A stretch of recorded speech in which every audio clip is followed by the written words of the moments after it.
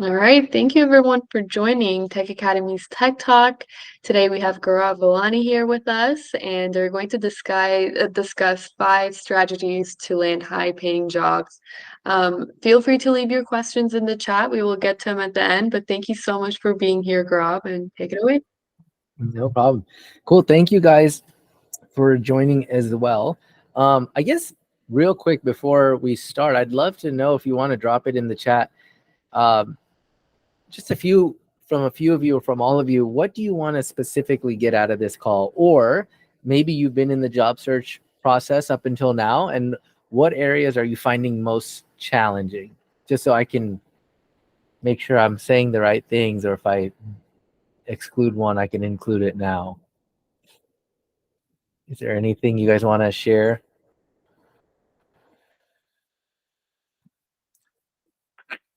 Getting interviews, callbacks, assessment tests. Okay, good to know, Scott. Thank you. Negotiation. Well, we're certainly covering that. Landing interviews in general. Lots of apps, mostly ghosted. Okay.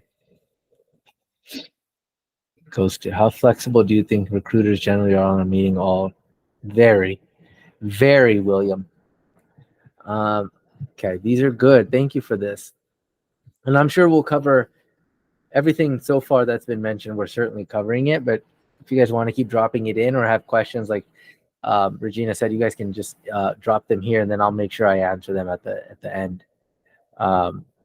So here, I will present my screen, and I always give this this disclaimer. Don't hate on my really bad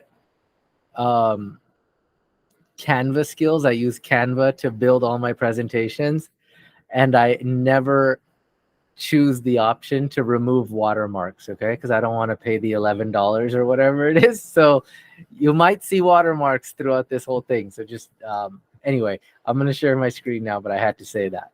All right, so we will start. So it's technically the title I always put is 2-step strategy, but the strategy includes 5 key steps. So that's what we're going to cover in today's presentation.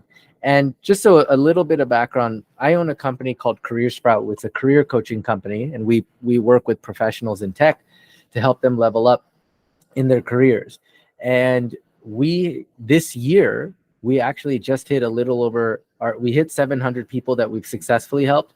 We're now, I think, at like 721 or something like that. But after working with 700 plus people now, I can tell you that the biggest mistake or regret most people have in their career is they were never taught how to figure out how to build a meaningful career and then reverse engineer the path to achieving it, right? So they never, like most not companies, but schools or whatever, they never really take the time to stress the importance of why you need to think about your career holistically, why you need to map out goals. Rather, it's more about like, let's just get a job. And as a result, most people will take the first job that they can get. And then they end up finding out very soon that they're not in the right role, or they're not in the right company, and they've just spent so many years doing something that they didn't consider meaningful. Soon enough, they feel like they're not living up to their potential. Now they're not sure what their value is. They're not sure what their strengths are. They get extremely discouraged / disengaged just because they see other people doing things that they wish they would be doing. And as a result, they'll kind of bounce around, right? Like they don't like the company they're with. They'll go find another one. They don't like that one. They'll find another one. And they're never really moving up. They're just kind of moving, side to side. And this really stunts a lot of things. It stunts your income potential, stunts your growth. And before you know it, not you specifically, but before they know it, they end up feeling like they've just settled in their career. And the second you start feeling like you're settling, whether it's in your career or anything, that's when it starts leading to like self-resentment. And so that's kind of why we have this presentation, or we're giving this presentation. So hopefully for those of you who are relatively earlier in their careers, or they're starting a new career path, we want to make sure that we are starting it off on the right foot. And that's why we put this thing together. And for those of you who have been working and your career hasn't gone the way you hoped it would, I just want you to know, because I've seen it firsthand, not only in my own career, but in so many people that we've worked with. Your past has nothing to do with where your future is going, right? It's what you're doing today that determines where you go in the future. So you never want to think of your past as something that's holding you back. And if anything, if we study it correctly, there's so many things we can leverage from the past that actually help us going forward into the future. And again, as I've seen with so many people now, you're really just a few tweaks away from possibly landing a job offer that can change the entire trajectory of your career. And I know that firsthand. So that's what I want to teach you today. So by the end of this webinar, we are going to show you, or I'm going to show you effectively how to navigate your job search and land multiple quality interviews with with companies you actually want to work for without having to spend tons of hours countlessly applying. On average, we just finished up a cohort in our coaching program. On average, it takes most people from the day they sign up with us to the day they at least accept the offer they want around 67 days. Technically, it's like 66.3 days or something like that. Also, I'm going to share this here. Let me pause for 1 second. I'm sorry. Actually, I'll share it later. So we'll keep going. So this is what we're going to teach you today. The only ask I have of you is that if you get, if you, after watching this, there's something that you've gained from this, you feel like it was valuable, just make sure you pay it forward. Whether you teach other people, share it on LinkedIn, share it on your socials, just share what you're learning here today so that other people who are also in a similar situation to you can find value from it. So with that, real quick, as we know, unless you've been sleeping under a rock, we know that the market has not really been ideal the last couple of years. This year alone, we are now at slightly over 460,000 people have been unemployed within the first 6 months of this year. And I don't know the data for the last 2 months, but I can guarantee you it's higher than this. And it's a result of many things, right? There was an economic stimulus that happened during COVID, and then that led to inflation, and that led to overspending, which then led to more inflation, which the Fed then stepped in and increased interest rates. And because of that, people can't spend as much. And so as a result, companies are not making enough revenue, so they start laying off. And that's what's been like the biggest picture since 2022, 2023, why there's been so many layoffs. But again, in our program, we've seen very, very different results. We've had clients in tech, not just engineering, but in tech in general. And I was telling Regina today, someone from this very program ended up joining our program last go around, and she didn't have any experience, but she did leverage this bootcamp experience and landed an entry-level software engineer position at Google.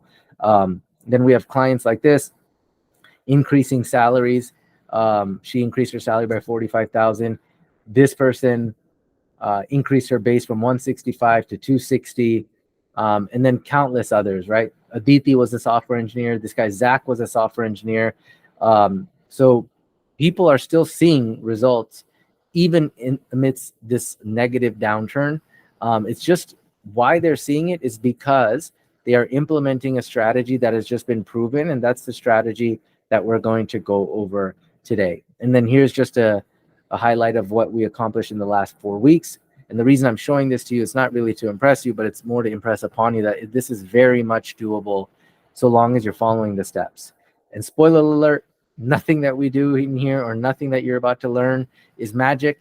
Again, it is just a proven system that brings predictable results, and then knowing how to actually execute that system correctly. Okay? So what is the proven system that brings predictable results? And this is a story I always like to share before I walk you through the system. The idea is you want to follow the steps that I'm about to walk you through in order. And I think of this example a lot, or this analogy, because many, many years ago, I hired a personal trainer.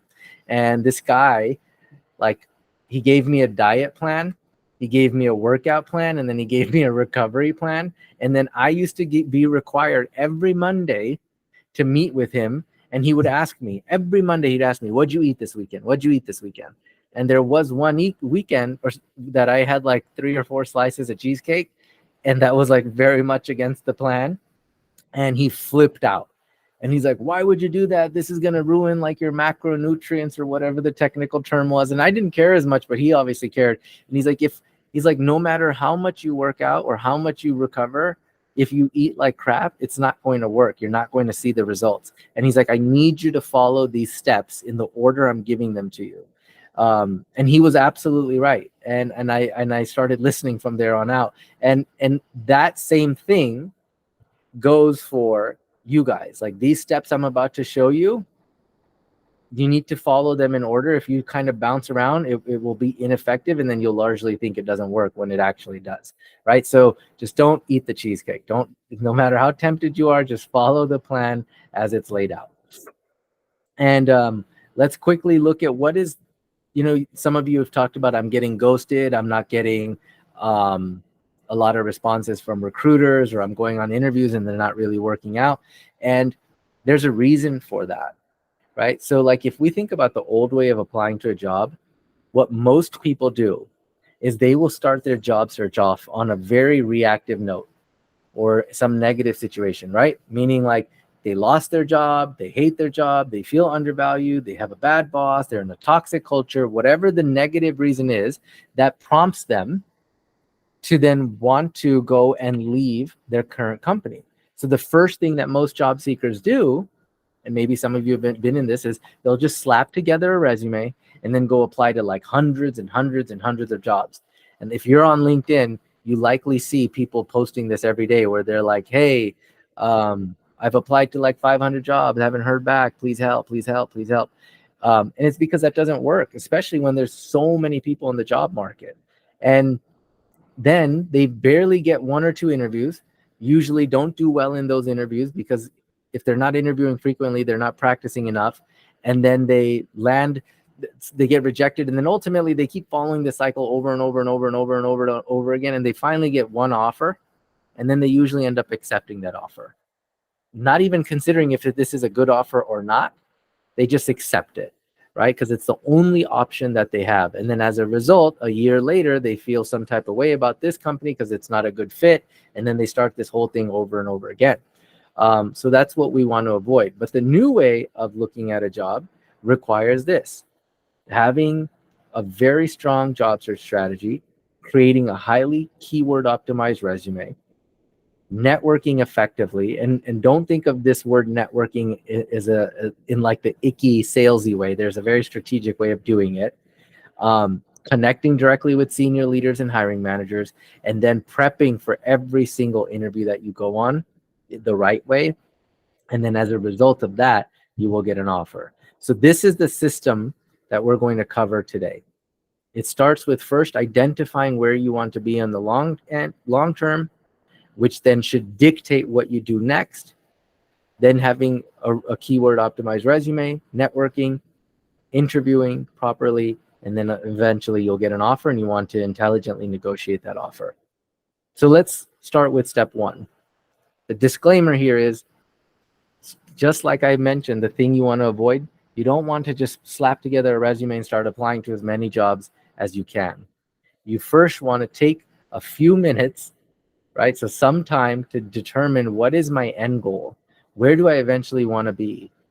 And then figuring out what's the fastest way for me to get there, right? And you want to get as granular as you possibly can when you're defining this end goal of yours.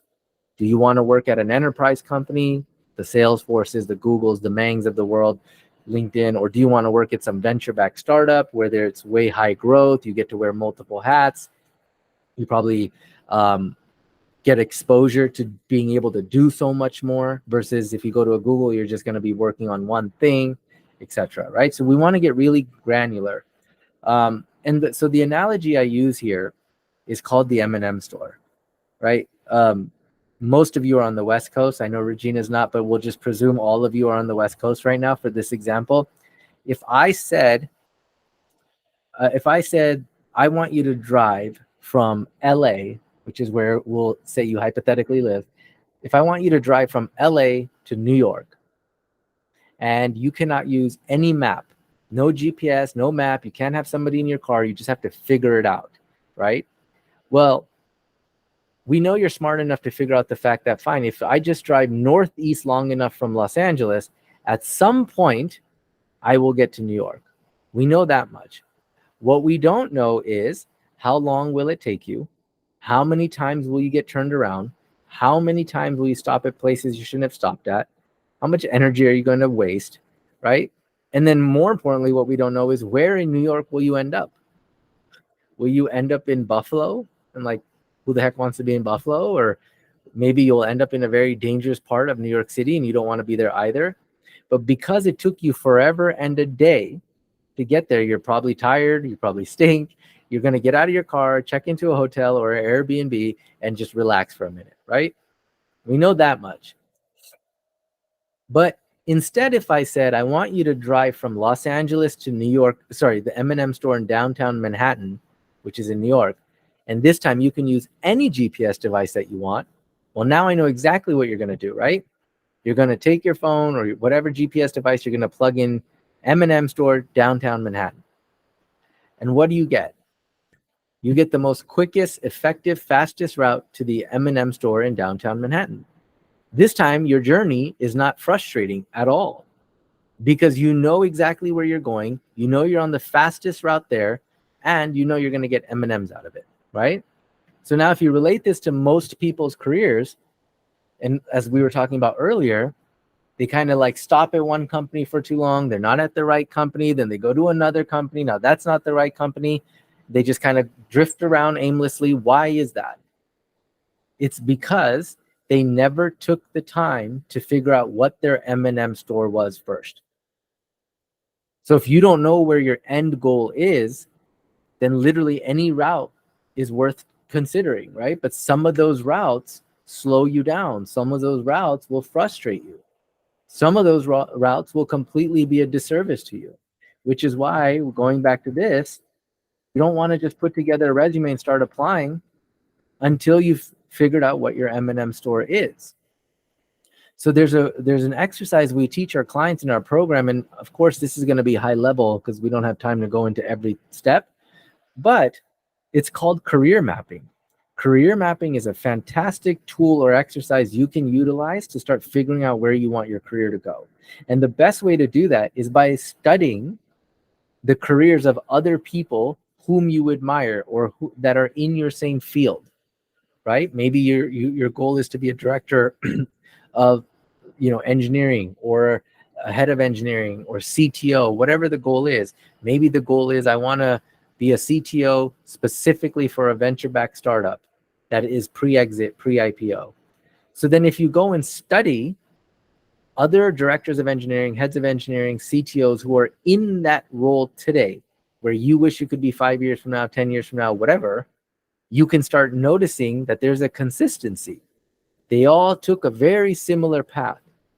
So the point is, you don't want to recreate the wheel. You don't need to. You just need to see what other people that you admire that are doing what you want to do have done, and then seeing and noticing and taking away what are the consistent steps they took in their career so that it tells you what you should be taking in your career, right? We need to know what the end goal is so we know what's the right next turn versus what's the wrong next turn, right? And you do that by putting together a map. And so in this slide, which you guys can copy and paste, and I think, Regina, we're going to send this presentation to all of you. This is how you go and find people. And as you start seeing people's trajectories, let's say, I know we're in engineering and tech here, but let's just say you're an accountant and your goal is CFO or SVP of finance and accounting, and you study the profiles of maybe 15 or 20 different CFOs of a publicly held company, you'll notice that this is a very similar path that they may have taken, right? So the first step in your journey is to determine, where do I want to go? Make sure that that's a path that actually excites you, and then study other people who've been there and see the types of opportunities they took to help them get to their destination, because that will likely be the path you'll want to take to get to yours if it's similar. Okay, so step number one, or action item number one, is take some time before you slap together a resume to define what your M&M store is. There's a benefit to this too, because we call this in our program, we call this a career audit. So when everyone starts in our program, the first thing we do before we touch a resume or anything is we do an audit, and we take the time to understand what they've worked on up until now. We take the time to understand what problems they've solved, what problems do they get really good at solving, what impact they've made, what impact they're capable of making. And from this, we can also extract a lot of soft skills too, right? And then once we know what their background is, what their strengths are, then we look at all the opportunities out there that align with their end goal. So meaning, what's the right next, what are some of the jobs you should take next? And the more we study these jobs, you guys, like we look at these job descriptions with them, the more we know what these companies are looking for and what they need and what problems they're trying to solve. And then we can line that up with what you've done up until now. Again, it could be transferable skills or direct skills or tangible skills, whatever. And then and only then do we put together what's called a keyword optimized resume. And keep this in mind. At the end of the day, your LinkedIn profile, which by the way is way more important than your resume, but your LinkedIn profile and your resume, at the end of the day, they're nothing but a digital advertisement of your capabilities, right? It's just telling the world what you're good at and who you can help. So if we view our resume and our LinkedIn profile, as a advertisement, then the next question should be, well, what makes good advertising? The answer is copywriting. Well, what makes good copywriting? It's knowing our target audience, knowing who they are, what their problems are, what they're trying to solve, and then knowing exactly how you, through your unique set of experiences, skills, tools, everything you've learned up until now, how you can help them solve their problems, right? If you don't know who your target audience is, you'll just slap together any sort of resume and LinkedIn profile, and it likely will be ineffective when you go to apply because you don't have the right keywords, you're not mentioning the right experiences, you're not mentioning the right transferable skills, and as a result, the people who are reading it, we will look at you and feel like there's no connection here, there's no qualifications here, and pass you up, when in fact there's probably a ton. So this is why we want to do this step first and study these job descriptions so we know what we need to include in our resume. Now, a keyword optimized resume and LinkedIn profile needs to include several things. First and foremost, it needs to include a very well written and concise summary. Second, a responsibilities area. And third, an accomplishments area. And you want to do this in a way that's keyword optimized. So let me give you an example of what a really good summary looks like. Remember, there's no fluff, right? No fluff. So look at this summary. This was one of our most highest converting resumes in our program. This girl went from 73,000 to 201 and also actually landed at Google. Now, keep in mind, she was significantly underpaid. So this is what I mean. Like, she just wasn't marketing herself correctly. But why wasn't she marketing herself correctly? It's because she didn't know who her target audience was. So she didn't know what to talk about in her resume. So it looked extremely generic. So once we figured out where she's trying to go, then we knew how to rewrite this thing, right? And brand her correctly. So this is what she put. 6 years of experience in marketing and entertainment, just telling the world exactly what she has experience doing, helping companies like blah, blah, blah, blah, and then helping them achieve milestones like increasing revenue by 50%. And then you want to also include like skills and tools because all of this helps with keyword optimization. And you, like, if you're wondering, well, where do I get these keywords or how do I find them? They're all in the job descriptions. They'll all have the same keywords over and over and over again. So if you've used these types of tools in the past, or you have enough exposure to them, or you know you can learn them pretty quickly, it's worth adding because recruiters are searching for these keywords too, right? So you want to have a really well-written summary. What are the components of a well-written summary? Years of experience, product leader with 10 years of experience, who you've helped, working in fintech and payments, the type of problems you've solved, building products from conception to launch, building go-to-market strategies, etc. And then the impact that you've made. Quantifiable data, remember, no fluff. You can't say things like, I'm a rock star and I'm a ninja and I'm a fast learner and I'm a dynamic professional. These things are not quantifiable. They're all fluff. And I see them every day on LinkedIn. It's like, dude, that's not going to get you anything. Because everyone's like, what is a ninja? What does that mean? Right? So we got to take those out. So the key is to write a summary as if you were talking to your hiring manager. Okay. And then plus knowing what their pain points are by studying the job descriptions like I talked about. And then articulating how you can solve those problems through a summary. And when you position yourself as a solution to the problem your target companies are trying to solve, FYI, their perceived value of you is going to go really high. They're going to think, wow, this guy could easily come in and help us solve our problems. This girl can come in and solve our problems. Like, I'm not going to try to lowball them. Versus if you write a very generic resume, then you'll come across as just someone looking for some job. This is why we want to follow these steps. Okay. Now, the second element to a really well-written resume / LinkedIn profile is responsibilities.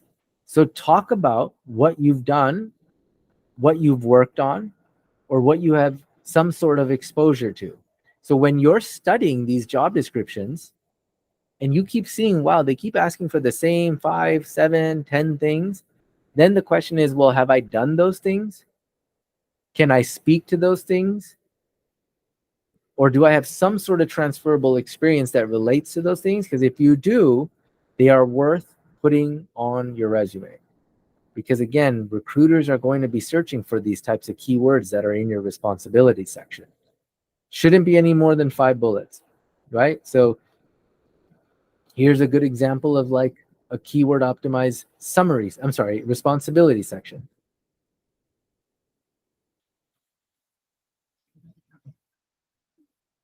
And then the third element is an accomplishment section. This should be quantifiable data that states the impact of the work you've done. Whether it's directly relatable or not, shouldn't be as important as finding quantifiable impact.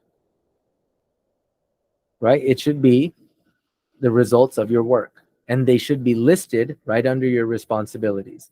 This is way more important to a hiring manager, just FYI, than it is to anyone else.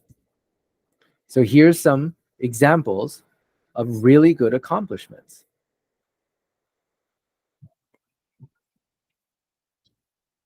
And here's a great formula to use when you're writing your accomplishments. What did you do? What was the outcome? And how did you do it? What did you do? What was the outcome? And how did you do it? Okay, so if you go back here, you'll see what they did. What was their process? What was the outcome? How did they do it? Okay. Now, if you're wondering, how do I know how if my resume is keyword optimized or not? There's a really cool tool. It's free, called jobscan.co, where on one side you will be able to post your resume. On the next side, you'll be able to post your job description, and then you'll click scan, and then it will tell you how keyword optimized it is or not. Now, just FYI, remember they offer you like I think 5 or 10 free scans. That's more than enough, FYI. If you get a 70 to a 75% or higher, that's considered great. Just keep in mind, this is a company trying to make money. So the way they make their money is they will usually rank you a little bit lower so that you sign up for their tools and services or whatever their resume writing services. You don't need that. We've put all 700 people or at least 500-600 people in our program through this tool. And every time it ranks 75, which is really great, or 70% at least or higher, they're showing up on search results. So it's a powerful tool. Try it out. Let me know what you think actually about it. All right. And as a result, like here's like one of our clients. He did this. He put his resume on this tool, made sure it was keyword optimized. He got calls from 2 Facebook recruiters, an Amazon recruiter, a Fidelity recruiter, and an Apple recruiter. They found him. He didn't have to even do anything other than rewrite his resume in a way that was keyword optimized. And then they found him, which I think is really cool. And we see this happen all the time. it makes your job a lot less easier because now you have people, the right people rather, coming to you. Okay. Now I'm going to tell you one more thing. Make sure. Okay. So there's a lot of job boards out there. And some really good ones for like tech jobs. I'm just going to put them here, are called levels.fyi, well found, built in. Obviously, you've heard of Dice, Indeed, right? Those are like the main, like basic ones. Now, what's funny is all of these job boards, just FYI, have what's called an aging mechanism to them. It's very similar to like if any of you ever bought a home or you looked at like, you know, Zillow or Redfin, it'll always tell you on these websites how many days that home has been on the market, right? And like typically the stigma is the longer the home has been on the market, there must be something wrong with it, the less attention it gets. Well, same thing happens with your resume. The longer your resume has been on a job board, the more a recruiter will think there's something wrong with you, and they will not want to reach out to you as much, or they might not reach out to you at all. So we found a very simple way to change this. Every single week, wherever you have your resume posted, whatever job board, all you have to do is go back into your resume and just change one thing. Literally, you can change like a zip code, you can change you can add a comma, whatever, right? But I would always add a zip code or just change a zip code because every city has like 50 different zip codes, right? And the second you do this, here's a job board. It will instead of saying how long your resume has been on the job board, it'll just change it to recently updated. Now a recruiter has no idea how long your resume has been on that job board unless he or she just memorized your name, which they hardly will do. So just remember this. It's a very key aspect of like making sure your resume stays ranked high. So for step number 2, we want to make sure we have a very keyword optimized resume. Best way to do that, study the job descriptions of the roles you're targeting next. We like to tell our clients to study 15 to 20. Then you're going to build your resume with and make sure you're including a summary with no fluff, a responsibility section, and an achievement section. And the achievement section needs to be quantifiable data only. And then you want to run it through a tool like jobscan.co just to see how optimized it is or it isn't. If it's more than 70%, you guys are fine. Okay, so now we've identified where we're going long term, which then means we know where we're going short term, meaning the next role. We now have a resume and LinkedIn profile that articulates our experience, our capabilities, our strengths, all the things to attract those types of roles. So what we want to do, and this is what we tell our clients all the time, we want you to avoid sitting there and applying to one job after the next, after the next, after the next. Instead, we want you to start reaching out directly to recruiters and hiring managers who work at the companies you want to work for, maybe former colleagues, friends or acquaintances, alumni from the schools you went to, the boot camps you've been at, and user groups. User groups are an amazing resource. There's tons of Slack communities for engineers, product managers, UX, UI. And the coolest thing about these user groups is you're in there with other people who are geeking out to all things UX, UI, marketing, product, engineering. You'll find hardly anyone in there who's trying to solicit something or sell you something. So the nice part is senior leaders, hiring managers, executives are also in here. And a lot of times our clients see this a lot. Someone will post a job in here. And now you can directly reach out to that hiring manager and be like, hey, I just saw you and I are part of the Women in Product group. Noticed you posted this job. Would love to chat with you about that. Right? Or you can run a quick search on LinkedIn, filter it by someone who once attended your bootcamp. Right? If you typed in engineering leader or engineering director or VP of engineering and then filtered it, and if you guys want me to show you how to do this, just mention it in the chat. So at the end, I'll save some time. But then you can filter all searches by schools, by companies, by boot camps, whatever. And then you can see where did where does any director of, like, how many directors of engineering are there that once went to the tech academy, and where do they work now? Or where's there a director of engineering who once worked at the same company I worked at, regardless if I know them or not? Where are they now? So start reaching out to people like that, and then start finding recruiters and hiring managers directly. And again, I can show you how to find this later. And I put together a huge guide that walks you through this too. So I'll copy that in here in a second. Now, if you're reaching out to a recruiter or a hiring manager after you found their names, what you want to avoid saying is like, hey, hiring manager, my name is John. I just saw your job posting for an engineer, level 1, level 2. I think I'd be a great fit. I'd love to talk. That's what most people say, by the way. And that message is extremely ineffective. Why? Because what you're essentially saying is, hey, senior executive leader, go and take time out of your busy day and figure out how my background is a good fit for your job. They're never going to do that. So instead, you want to lead with value. And this script is one that people, like a variation of this script, or this script exactly, is something that our clients use in our program. And every time they find a hiring manager, they will send this script to them. And right now we are converting at a 41.3% conversion rate, meaning they will send 100 messages out and at least 43 people or 41 people, 40 people are connecting back and saying something. And usually you take this number and then you cut it in like either by half or by 35%. And that number is how many people they end up interviewing with.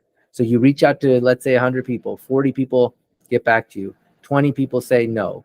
That still means 20 other people are saying, let's talk about this opportunity. See, that's how we're nailing way more interviews way faster than anybody else who's just sitting there and applying to a job day in, day out, day in, day out.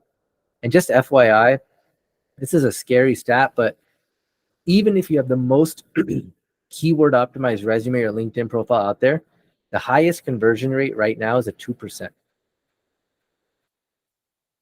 So at best, you're going to reach out to 100 people and maybe 2 will get back to you through applying. But if you're finding hiring managers, recruiters, and reaching out to all these other types of people in these other buckets, and you're getting a 41% conversion rate using some message like this, you could just replace it with your info. You're talking to way more people way faster. All of those offers I showed you earlier on, people are just doing this. We're not even letting our clients apply to positions online. It's a waste of time. A really good rule of thumb, just FYI, is if you find a company that has an open position, reach out to 5 recruiters, 5 senior leaders. Who are the senior leaders? These would be people that are potentially your boss, some sort of lead, or your boss's boss, right? So it could be a principal engineer, could be a manager of engineering, director of engineering, maybe CTO if the company's small enough, something like that. Those would be the people you target, and that's who you're reaching out to using a message like this. Hopefully you copy and pasting this because this one works so well.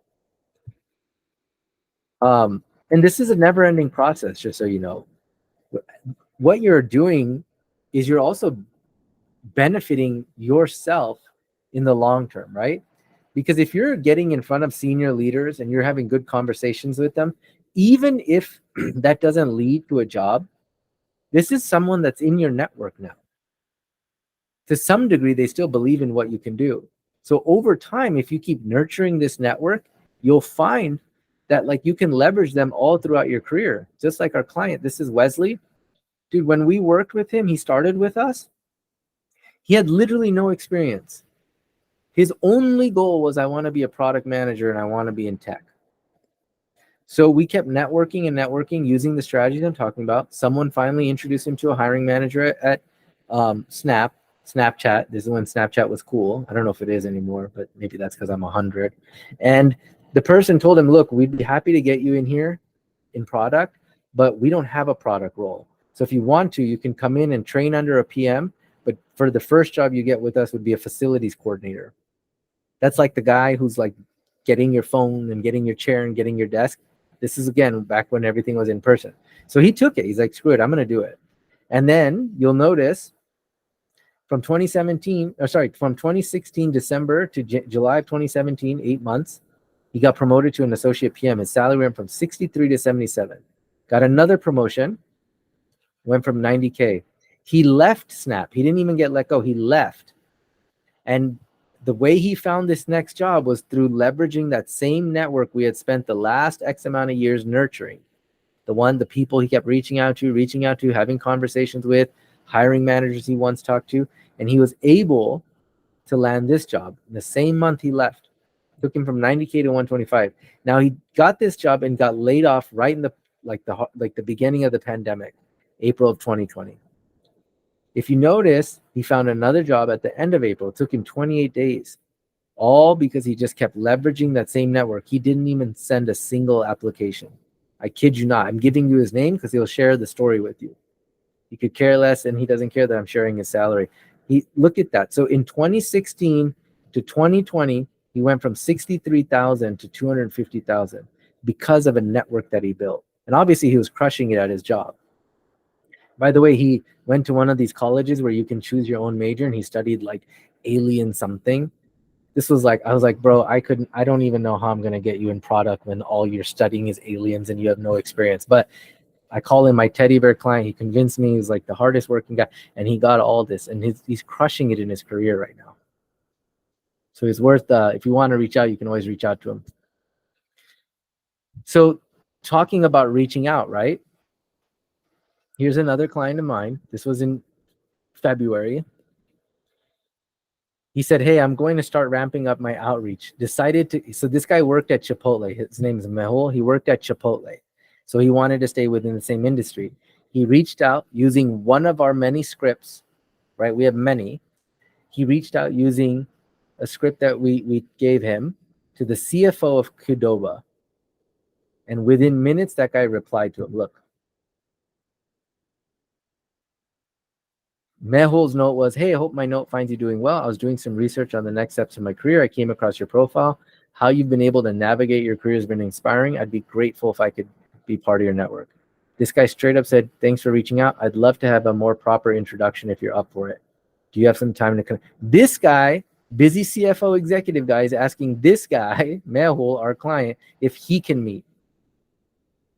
It's a powerful technique, you guys. And this is what I mean. It's like, imagine starting the interview process with a executive, like at a C-level executive. It might not always work like this, but it might still be a senior leader.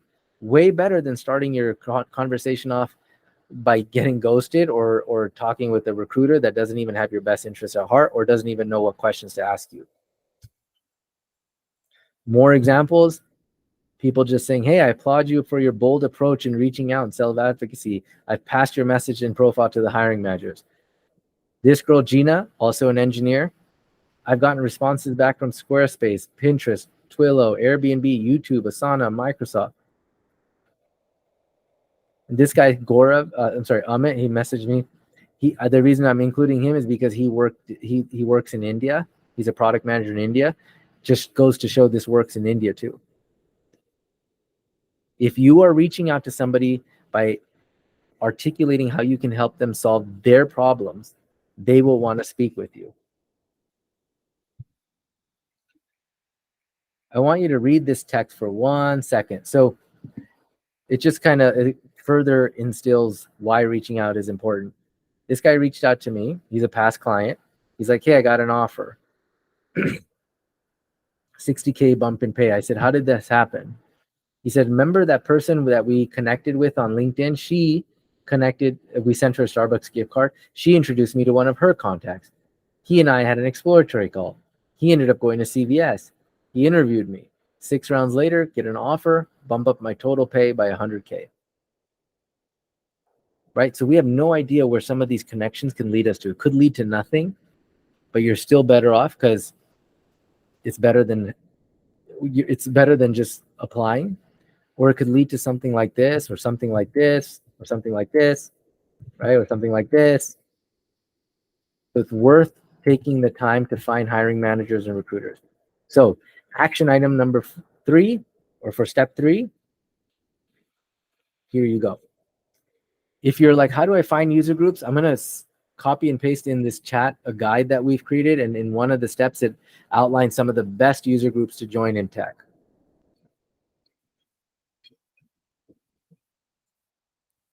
Okay, now we want to talk about interviewing, because naturally what's going to happen is by following all of these steps, you will get interviews, way more than you've ever had probably.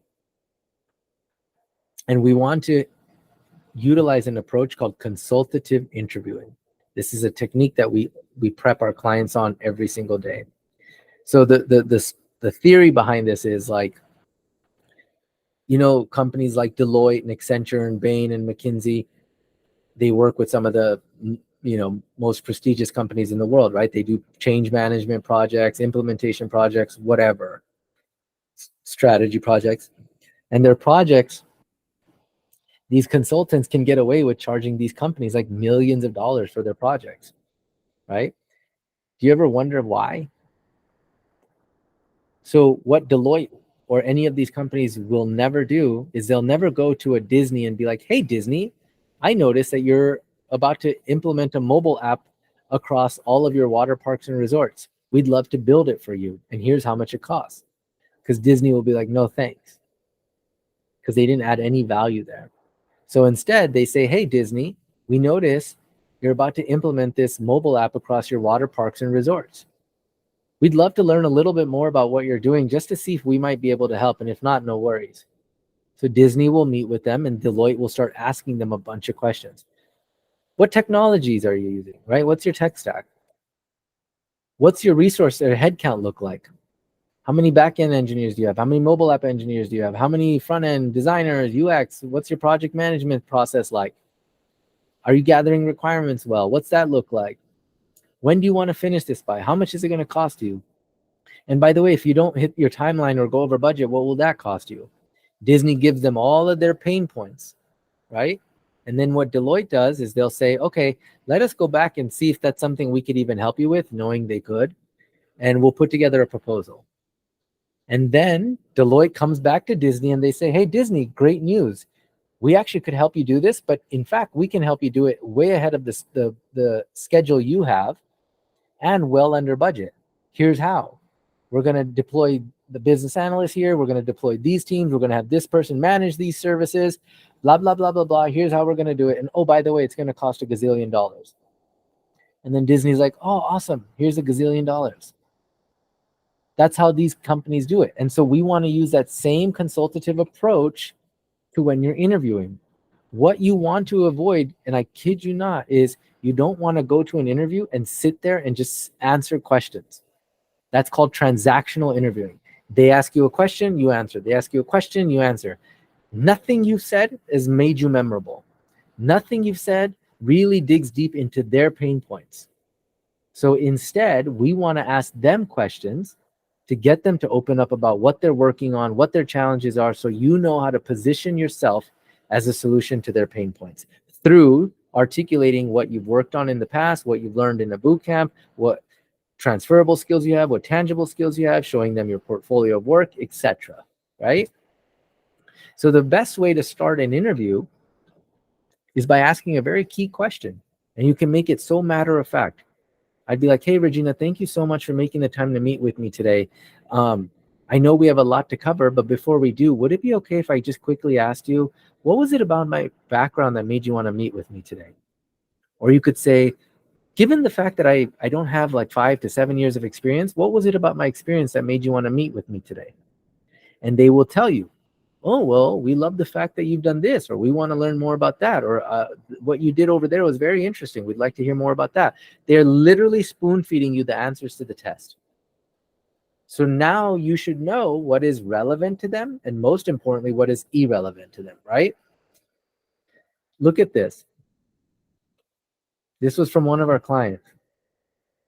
He said the interview went well, blah, blah, blah. No surprise there. My entire game plan was something else, and I switched it up on the spot after she basically spoon-fed the answer.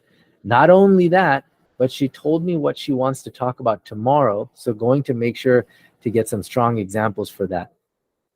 All because he asked that simple little question. Other really good questions to ask that get them to open up about their pain points and what they're trying to solve and how they're trying to solve it so you can be consultative is, why is this position open? How are you measuring success? No, it doesn't make you look insecure at all. They literally all ask this. That's almost the last thing it'll look like. I'm just curious, what was it about my background that made you want to meet with me? There's nothing insecure about that, right? What do you hope for this person to accomplish within the first 60 days to a year?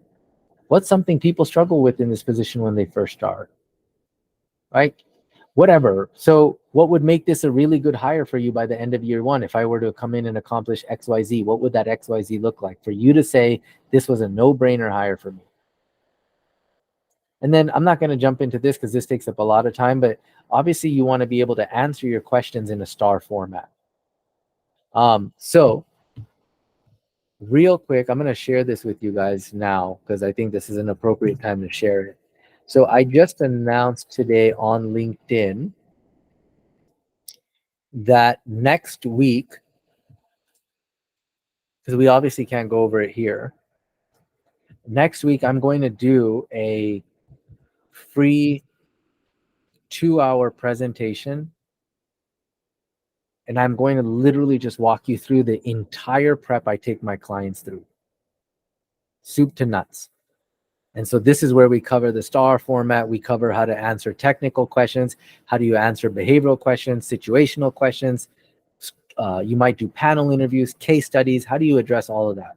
And then what are the differences from when you talk to a recruiter, to an executive, to a hiring manager, to peers, right? How do we tackle that?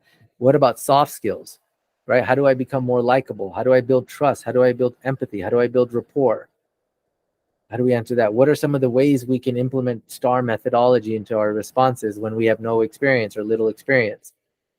How to start and end the interview with leaving a good impression. So all of that, the stuff I'm covering here, is actually going to be covered in depth there. So if you're able to make it, great. If not, this is high level overview instead, okay? Now, so after you've asked all of these questions and they're answering, you're obviously talking about how you've helped solve similar things or how you could help solve similar things, etc., through a STAR format or a variation of a STAR format. And then the second to last question we always want to ask is, would it be okay if I quickly recapped what I think you're looking for in this next hire? They'll always say yes. It's a very impressive question because it also demonstrates that you know how to do active listening. So they'll say yes, and then you regurgitate. So then what you do is you don't regurgitate the job description, but instead you regurgitate their pain points. Make them feel their pain points again. So what you're looking for is someone who can help solve for this, because it's important for you to achieve blah, blah, blah. What you've been working on that hasn't really gotten off the ground is this. You keep finding bugs over here, right? The biggest initiative you want for this person to solve because it would help achieve XYZ is blah, blah, blah, right? Whatever. So you want to regurgitate the thing, say, did I miss anything? They'll probably say yes or no if you did. And then you wrap up with the most final question, which is, thank you for taking the time to meet with me. This was great. Before I wrap up, I'd like to ask, was there anything about my background that concerns you about my ability to do this job? Because I'd love to clarify or confirm your concerns, right? So this is the question you ask. Now, here's a really cool technique. It's called absorbing versus deflecting. So let's say they actually give you a concern that is valid. Like their concern is, yeah, our only concern is that you don't know how to bake a cake. And let's say you've never baked a cake. Most people will say, oh, no, but I can learn how to bake a cake. Or here's how I'd learn how to bake a cake. So what you're doing is you're deflecting their concern. So now anything you say after, oh, no, but, or I feel confident I can do it, but, whatever, their wall is going to go up and they're going to think, okay, here it comes. They're going to try to sell me some nonsense. So instead, what do? We absorb it. What I mean by that is saying, you know what, you're absolutely right. I don't have any experience baking a cake at all. In fact, but one thing is when I was at my last company or whatever, I had to learn how to bake cupcakes, and I didn't have any experience with that either. So what I would do is every single night I would come home and watch YouTube videos on how to test different recipes, and then I would actually go and test those recipes. Plus, the first couple months, I would even sit with some of our best bakers and learn how they bake their cupcakes. And for the first 2 months, I was getting gradually better, but still, a lot of people weren't going anywhere near my cupcake. But by the end of the 90th day, or by the end of the first quarter, I had one of the top selling cupcakes in the entire company. And by the end of year one, it was the best selling cupcake in the company. And I feel like I would take that same sort of resourceful approach with baking a cake. I'd read up on it before I started. I'd spend time with our best bakers. I'd watch YouTube videos every night and test until I figure it out. Does that answer your question? Or does that help address your concern? So what you've done is, one, you've absorbed the concern, made them feel heard, but two, you've redirected them from a negative back to a positive. So what happens if the concern is invalid? Like, you actually have baked a cake. Well, you would still absorb it. You'd say, that's my fault. Instead of saying, oh, no, but I have baked a cake. Again, remember, wall is going to come up. You would just say, that's my fault. I should have done a better job of clarifying that. I did bake a cake, actually, and I have baked it before as part of my responsibility at XYZ company. Right? So you just, again, redirected them from a negative to a positive, clarified their concerns rather, and made them feel heard. Okay, so now if you go on enough interviews, what's going to happen is you will ultimately start landing offers. And the biggest mistake people make sometimes is if they get an offer and the base salary is kind of low, they just get immediately frustrated, they get dejected, they get offended. And it's not just about the base salary. You want to look at everything. Does this opportunity give me the chance to move up faster? Does it move the needle closer to my M&M store? Does this have a great leadership team whom I respect, admire, can learn from? Do I like the benefits? Do I like the culture? Do I like the stock? There's so much there, right? So it doesn't just have to be about the base salary. And it's never about them winning and you losing. It's about finding a win-win. So take the personal feelings out of negotiation, right? And your next offer, just so you know, because I see people make this mistake all the time, you don't ever want to offer based on what your last salary was or what your current salary is. You want to negotiate based on what is your value in the open market. What are other companies paying someone with your years of experience at similar sized companies? So it's crucial to do your research before you ever talk to them about an offer. Factor in cost of living if it requires you to move, right? Your skill set, non-negotiables, and then the other factors that are important that we talked about: mentorship, culture, benefits, growth, all the things. And if you're wondering where can I find good information around salaries, these are some of the best ones: PayScale, salary.com, Glassdoor, My Salary Scale. These are all really good. And then what you're going to do is you're going to gather the data that you just found, and you're going to present them with an opportunity like this. Sometimes they might ask, like, hey, what's your salary range? You'd say, hey, you know what, salary is not my number one motivator, but here's the range I'm looking for or I'm comfortable with. Companies I'm talking to today are offering between any of those things. I'm going to speed it up just a little because I know we're running out of time, but your X should always be slightly higher than your lowest point. So if you're looking for a salary of 100, you would say the salaries that I'm targeting right now are 107, and then your Y should be a little bit higher, right? 125, 130, whatever. Now, let's say, this is really powerful, so you want to pay attention. Let's say you get an offer.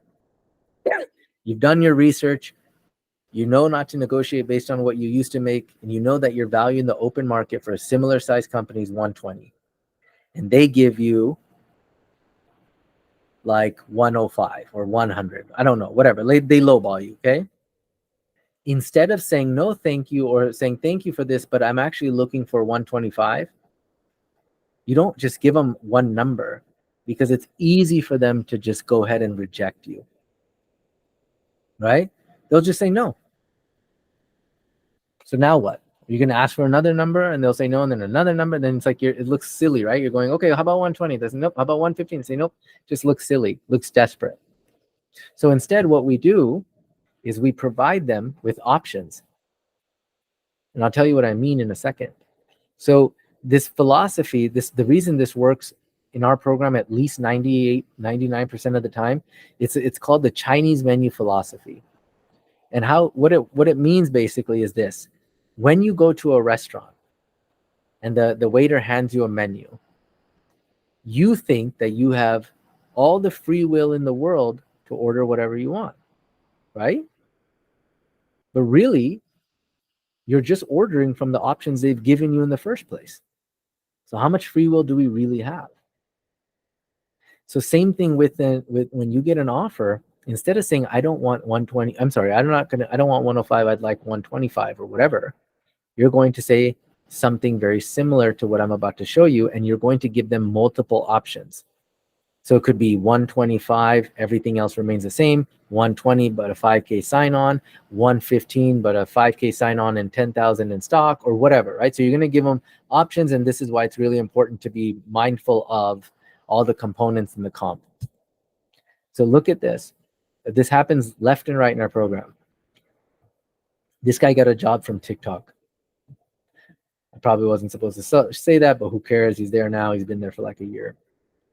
They gave him 140, 25% average bonus, no cap, 425 RSUs. Total comp 195. Not bad, right? But we knew he was worth way more than that because we did our research. So we sent them this. This is the counter offer template we use in our program. And of course, we would change it for the appropriate information. But look, we're very like polite. We're not offended. We took the personal ego out of it. Based on my research, plus factoring in my experience, plus what the other companies that are willing to offer, I found that I'm more comparable to blank. So I would like to respectfully ask if there's any flexibility to close that gap. That's all you need to say. I'd like to respectfully ask if there's any flexibility to close the gap. We're backing it with data, and we're backing it with what other companies are offering too. Data, what other companies are offering. Data, what other companies, right? And so now we gave them the options. We want them to feel like the ball is in their court, when in reality, whatever they end up choosing is something we'd be happy with in the first place, right? So how much free will do they actually have? They think they have it all. And they came back with this. So instead of the 140 right here, this was his first offer, they came back with this. They straight up said, you choose. You can have 160 with 460 RSUs or 155 with 590 RSUs. Total comp 222. He chose the second, by the way, I think. 63% salary increase from his last job. This is an engineer, one of your fellows. Thanks for your feedback today. I was able to convert a 190K base and 190K stocks to 220K base and 300 stocks. He literally negotiated $155,000 more. Now ask yourself this.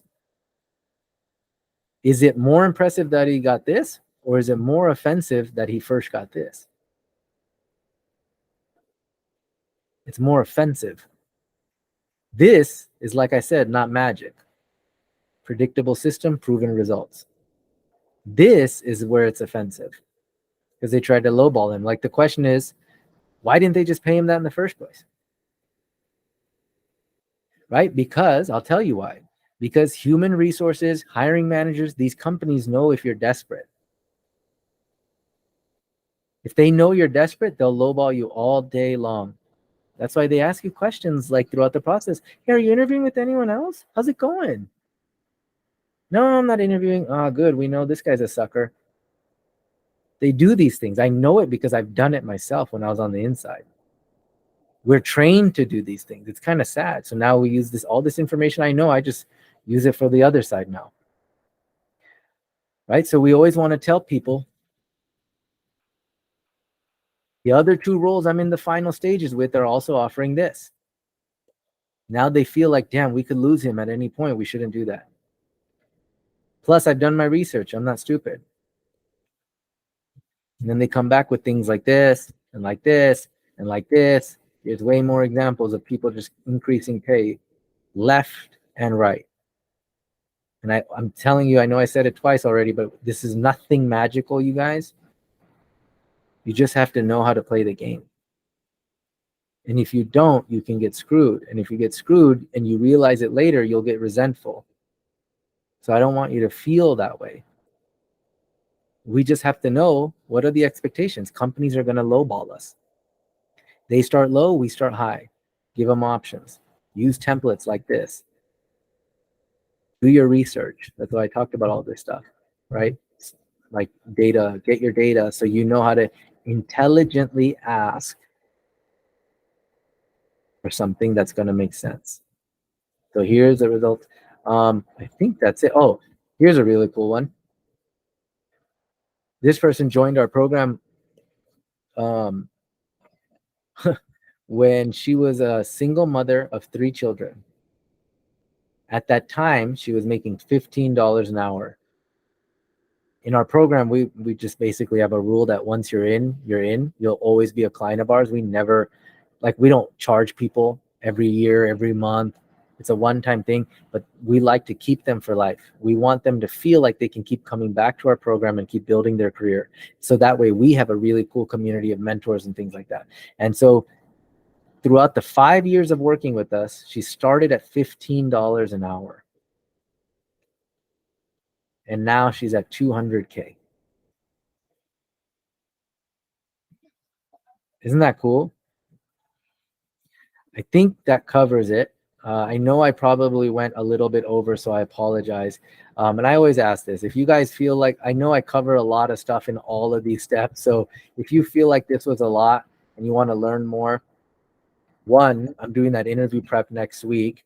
Or two, you can always book a call. I'll put this link in the chat in a second. You can always book a call to apply to work with us. We unfortunately don't take everyone that applies. We only work with 10 people at a time, and only if we believe we can help you, we'll actually accept it. And then I'll also drop this guide that you might find helpful. So we created this guide that all of these steps that I just walked you through, I actually break them down step by step by step by step with the most granular detail, so you don't have to, spend too much time trying to figure it out. So I'll copy this document and put it in here, and then I'll copy this Calendly link and put it in there, and hopefully we stay in touch one way or another. But that is it. This is my favorite quote of all time, so I always end every presentation with it, even if it doesn't apply, but here it certainly applies. So stick with it, you guys. I know this was a lot of information, but once you know how to put it together, it can have profound impact on your career. So thank you, guys. I'll open it up for Q&A, and I'll drop those links right now in the chat. Thank you so much, Gaurav. That was very insightful. Thank you. Yeah.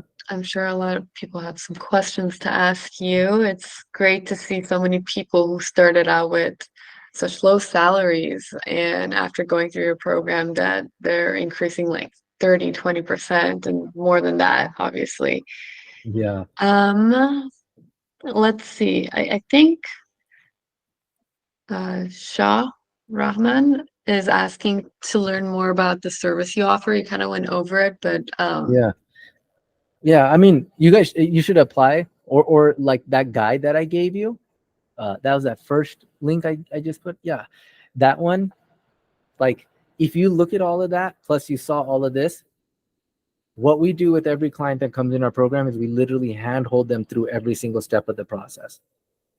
We help them write their resume. We help them build their outreach scripts. We help them prep for interviews, behavioral interviews, technical interviews, right? And we prep before every single interview they go on, so that way they can get better faster. So the whole process is like, through working with us daily, they can get through this relatively quick. But anyway, yeah, if you're interested in more, I'd rather answer more questions about like the job search. But if you're interested, just book a call, apply, and if we feel we can help you, we'll certainly we'll certainly talk. I think someone's asking how to register for next week's event.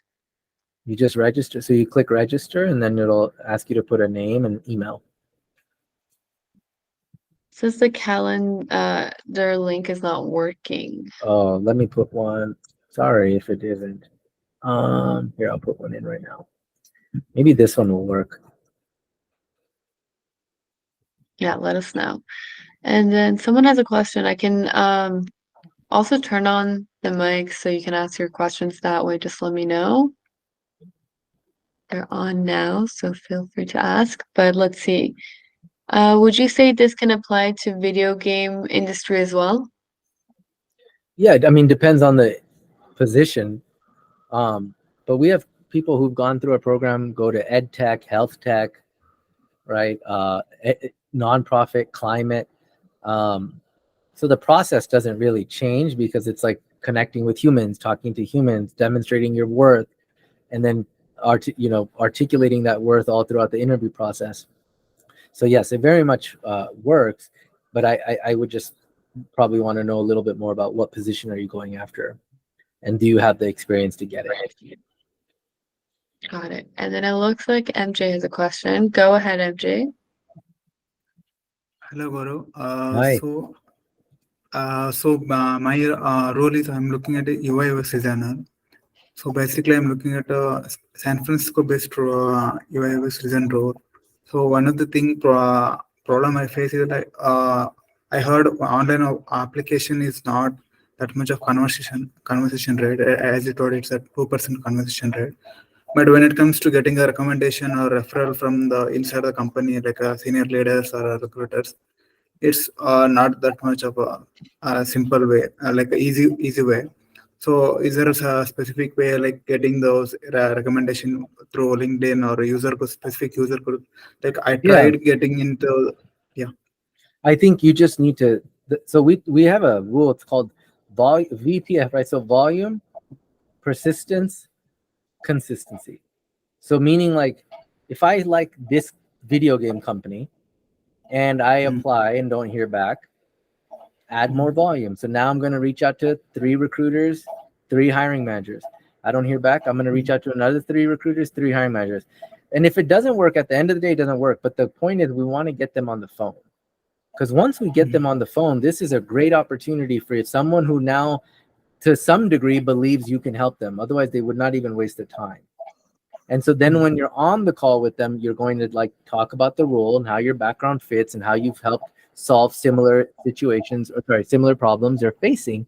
And then that's when you ask, like, hey, do you get a referral bonus? It'd be so nice to be able to go through you. Or is there a particular recruiter that you think I should reach out to? Or is there a particular hiring manager you think I should reach out to?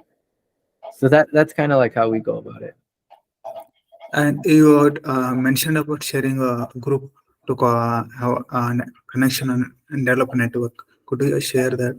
Yeah, it's in that document I shared. So if you go up that Google Docs, and then one of the steps in there, I believe, is like step 8.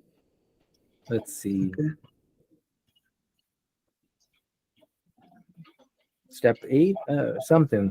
One of them says, here's a bunch of great user groups to join. Oh, here it is, step 7. Okay. So this is literally, we break it out to like every single step. Okay, got it. Thanks, Gaurav. I think I got enough of information like which can be useful. I will get back to you. Is there like, could you share like your LinkedIn profile or anything that we can connect with you, follow up with you? Yeah, here, I'll just copy that. Here you go.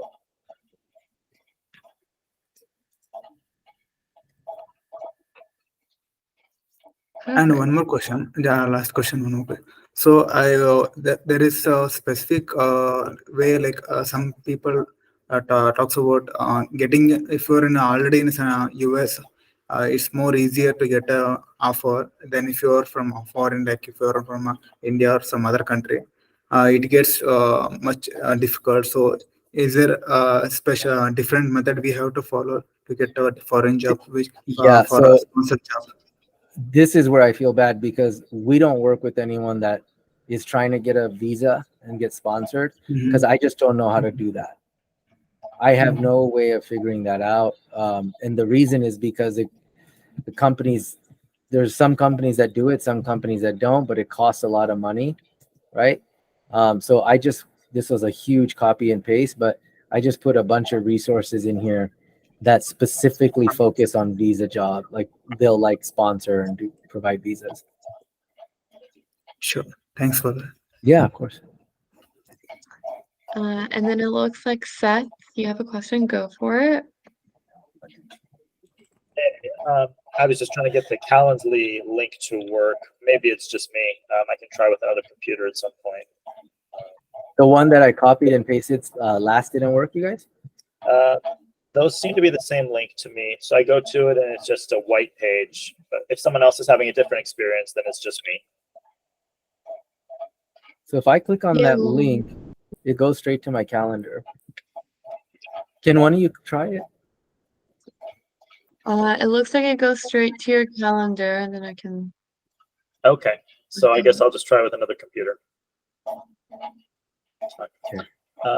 Okay, cool. Hey, thanks for your presentation. Yeah, for sure. Let's see. Any other questions that you guys may have? I know we kind of went over the time. Yeah. Happy to take one more, and then I have to jump to for my next call. Yeah, it looks like we might not have any, but everyone has your LinkedIn, so feel free to connect with Gaurav and ask him questions on there, and make sure you join his event next week. Make sure you mark your calendars. But thank you so much for being here, Gaurav. And also, this is being recorded, so I can share. I did share it earlier, but here's the Tech Talk playlist where we post all the recordings on there. You can watch this and the previous Tech Talks in that Tech Talk playlist. But thank you guys for joining, and thank you, Gaurav, for joining. Any final thoughts? No, thank you guys for being here and sticking with me the whole way through. I appreciate it. Good luck with everything. Yeah, thank you so much, Gaurav. Of course. Thanks, Regina, for having me too. Yep, of course. Yeah. Just Gaurav, the code you used in the last slide. That was my favorite code. I saw it somewhere in the book I was reading. Thanks for that. Yeah, you're welcome. I love that quote. Right. Take care, everyone. We'll Thank see you soon. you guys. Bye.